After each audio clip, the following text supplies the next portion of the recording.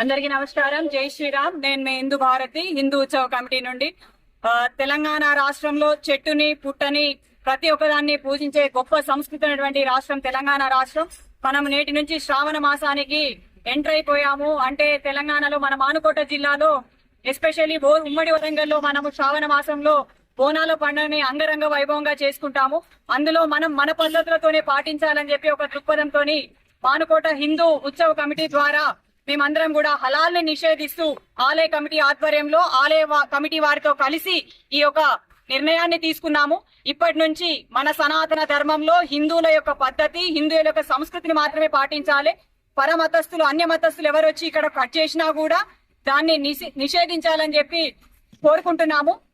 అలాగే హైందవ బిడ్డలు కూడా ప్రతి ఒక్కరు వచ్చి కూడా మన పద్ధతిలో జట్కా మరియు ముర్తాలు మాత్రమే చేయాలి. ఎంగిలి కూడును, ఎంగిలి ప్రసాదాన్ని మన దేవి దేవతలకు పెట్టి వాటి పాపాన్ని మనం మూట కట్టుకోవద్దని చెప్పి కూడా అందరికీ కూడా విజ్ఞప్తి చేస్తున్నాము, హెచ్చరిస్తున్నాము.